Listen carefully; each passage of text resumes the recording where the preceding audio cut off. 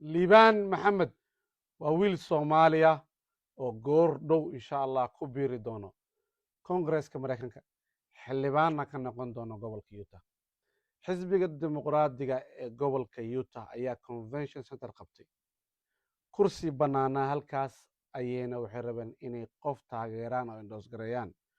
kursiga la yidhahdo first congressional district 6 musharax ayaa tartamayey waxaa ku jiray wiil soomaaliya oo la yidhahdo liibaan maxamed liibaan taariikhdiis haddaa idinkaga dhaco wax yar liibaan wuxuu ku dhashay logan utah waa magaalo ku taalo gobolka utah waa 22 sano jir jaamacadda utahna dhigtay ka baxay ama ku takhasusay communicationka isgaarsiinta wuxuu ka shaqaynayay shirkadaha waaweyn facebook iyo sidoo kale tiktok washington d c ayuu shaqo u aaday new york city ayuu ka shaqaynayay laakiin siduu sheegay wuxuu yidhi waxaan dareemay in degaankayga gobolkayga ii baahan yihiin sidaas daraaddeed ayaan ka tegay shaqooyinkaas oo aan aaday utah oo haddeertan salt lake city uu ka tartamayo marka 6dan musharax ayay u codeeyeen delegateskii dhammaan imaaday ee dimuqraadiga ahaa oo gobolka utah ka imaaday bal qofka iska soo dhex saari lahaayena taageeri lahaayeen 2026 june 23 waxay doorteen nasiib wanaag wiilka soomaaliyeed liibaan maxamed ayay doorteen waxaa ku jiray dadka la tartamaya liibaan maxamed mcadams in la yidhaahdo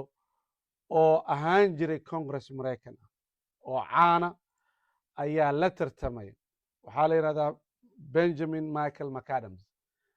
ninkaas ayuu ka raayay 5 qof oo kale ka raayay xisbiga wuxuu indoos gareeyey liibaan maxamed inuu ku matalo tikitka dimuqraadiga marka hadda maxaa dhici doona marka hadda waxaa dhici doono june 23 2026 saa idiin sheegay ayaa primary election ayuu xisbiga qabanaya marka already xisbiga endorsementkii taageeranimadiisa waxay siiyeen liibaan laakiin 6 candidate ayaa tartamaya oo raggan oo laga raayay waxay dhaheen anaga waa tartamayna diyaarana inaan tartano liibaanna waa la tartamaynaa marka qofkii soo raaya oo dimuqraadigan isreebaa wuxuu u gudbayaa general electionka dhici doono midterm electionka november wuxuu la tartami doonaa qof republicana gobolkan utah waa gobol republicana waa gobol caddaana madowga maba laga helaba waa ku yar yihiin soomaali xoogaa ayaa salt lake city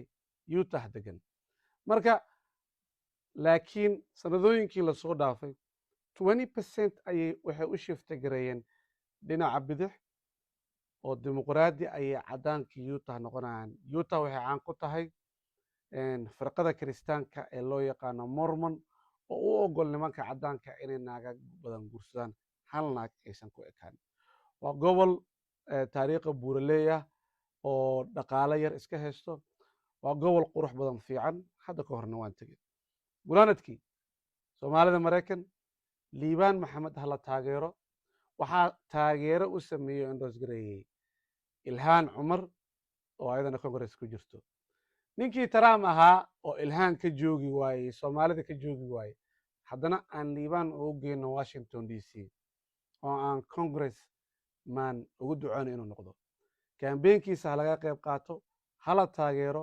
lacag aanan ku bixino xataa haddaan u codan karno gobolada maraykan aan kala joogno minnesota ohio seattle kambeynkiisa haddaan aragtid qof walbo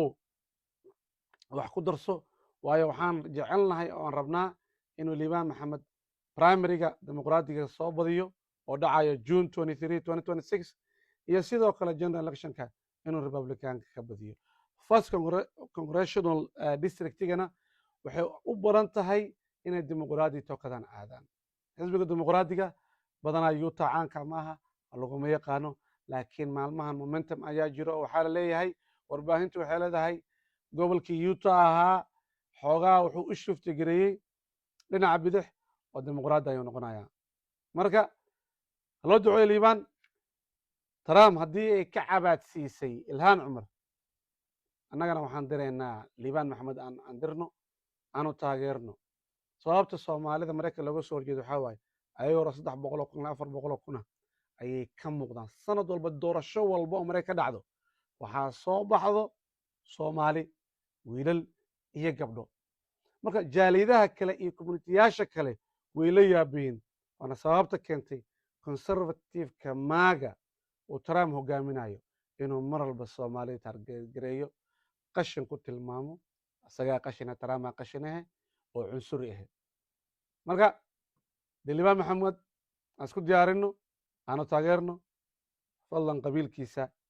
ha ay weydiinina waa wiil soomaaliyeed oo soomaali ah 27 sano jir ah dhalinyaro ah aanu taageerno aanu soo saarno guushiisa waa dhammaantayda guusheenna videoga alna wadaaga